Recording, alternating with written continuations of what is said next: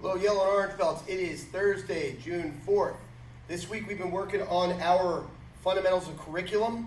As always, guys, make sure you do your warm-ups before we get started. If you forget what the warm-ups are, go to our app, Leading Edge Martial Arts, click on curriculum, click on Lima Online. The very first video there is child warm-ups, okay? Don't skip the warm-ups because then you're skipping out on training. They should take you about 10 minutes to complete them thoroughly. All right, so we're going to get right into it now. They're done with their warm-ups, right? I would say. Okay, they're done. All right. Defensive stance. Set. Kia. Okay, Monday we did combo 1. Tuesday we did combo 2. Wednesday we did combo 3. Today's Thursday. We do combo 4. Okay, yellow belt. Count. Yes, I can. Can you? Yes. All right. Yellow belt fighting combination number 4. Front punch, back punch, back leg, round kick, and bring it all the way back to where it starts. Front punch, back leg, round kick, and bring it all the way back where it starts. One more time. Front punch, back leg, round kick, bring it all the way back to where it starts. Good job. Okay? I want you to do 30 on this side and 30 on the other side. Orange belts, orange combo number 4. Front punch, back leg, round kick, spin side kick, back punch, ki. Again, front punch, back leg, round kick, spin side kick, back punch, ki, and reset. One more time. Front punch, back leg, round kick, spin side kick, back punch, ki. 30 combinations on both sides, guys. Pause the video, come back when you are ready. All right. It's hot in here. It's hot in here. It's getting hot in here. No. Okay. We're going to do our curriculum kicks today, guys. Yellow belts. You guys are on back leg round kicks. Right there, somebody Bailey? This is it. Remember, guys, when we do a back leg round kick, you have to pivot your supporting foot. You're going to turn that foot so far that your heel points to the target when you strike. So if you keep an eye on Bailey's left foot, he's going to pivot on the ball of the foot as he kicks. Go. Yeah. Good. Then you have to retract the kick, come all the way back where you started. We're kicking with the instep, top of the foot, right there. This is part of your combo 4 that you just practiced.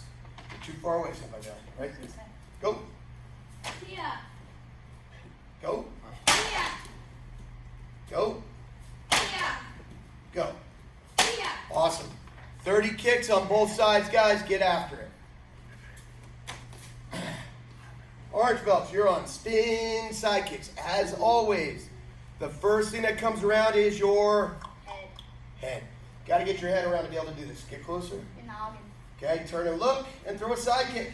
Kia. Ooh, good pop. Hitting with the heel. The heel. Ready? Turn and look, and pop. Reset. Hands higher, turn and look, and pop. Kia. Ooh, man. Okay, so that's your curriculum kicks for the day.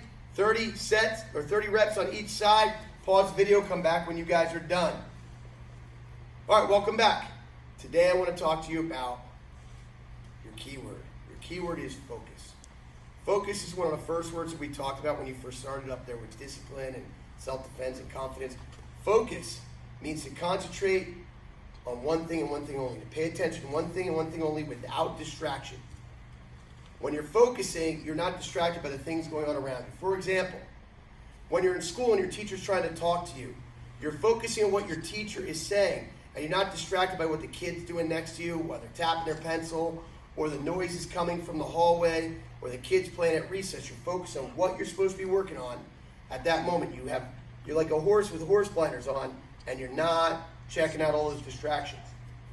When you're playing sports and you're at practice, you're not picking daisies out of the grass, but you're thinking about what your coaches are talking about or what you're supposed to be doing. You're not distracted, but you're focused on your task at hand. When you're at home and mom and dad are trying to talk to you, you're concentrating on what they're talking to you about, whether they're helping you with homework or giving you instructions or just talking to you about their day. You're thinking about what they're saying and not thinking about what your brother and sister are doing in the next room or what you're going to do as soon as they're done talking, okay? And finally, when you're here at martial art class, you're thinking about what sensei and the other instructors are talking about. You're thinking about the lesson and the instructions we're giving you. You're not distracted by the kids sitting by the door making noise or waving at mom through the window, okay, or what you're going to be doing when we're done with class, but you're focused on the lesson and what we're working on. Those are all examples of immediate focus, short-term focus.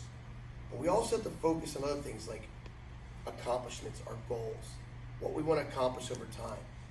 We can have things that we want to focus. For example, both of my boys, Senpai Bailey and Joshi Lucas, are focused on having a good summer lacrosse program if we ever get to start lacrosse. They're focused on it, and they're not letting being locked in the house stop them from that. So they're focusing by working and practicing every day at home, and they never put down their sticks except when they're here to teach. They're focused. They're focused. You have goals here in martial arts. Maybe some of you want to be black belts. So maybe some of you just looking to graduate into green belt. You're focused on that. And all kinds of distractions are going to come in the way. Curriculum might be hard. You might lose interest. It might get tough. You might have an injury. You might be sick. You might have a pandemic that shuts the world down. You're still here and you're still training with Leading Edge. That means you've kept your focus this long. We're almost 3 months into this. We need you to maintain that focus just a little bit longer.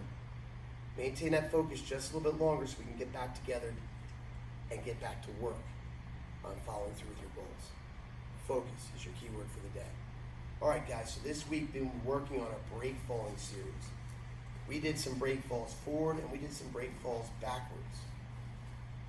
Today, we're going to give you a really advanced break fall.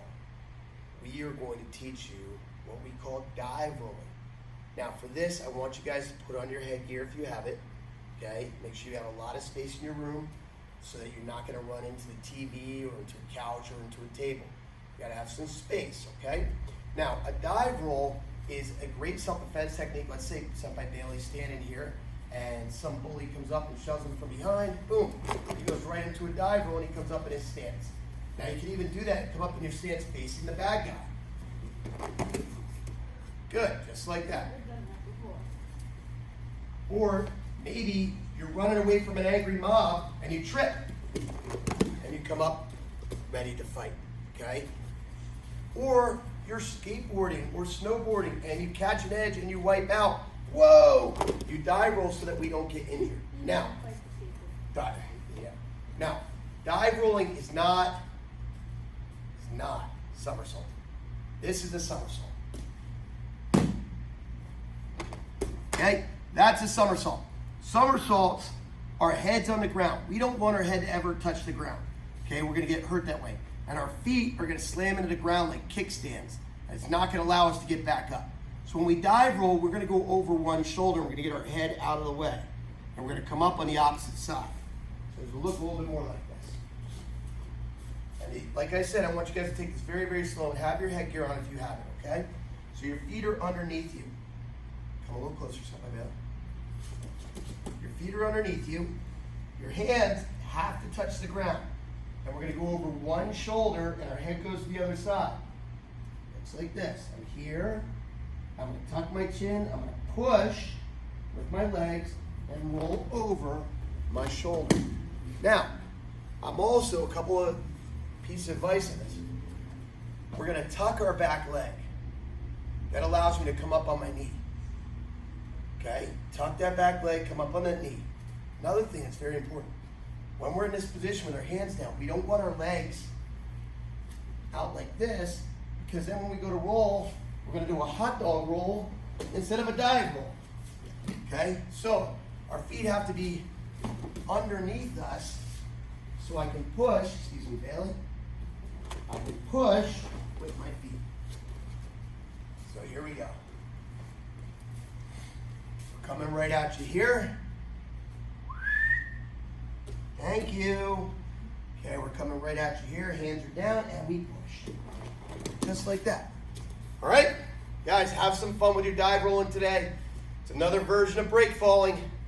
Remember, as always, we learn to break fall so that we don't Break when we fall. That's right. Hope you guys enjoyed today's class. Thanks for being Lima Strong. Tomorrow you'll be online with Sensei CJ and Joshu Scott. Have a great weekend. Oos.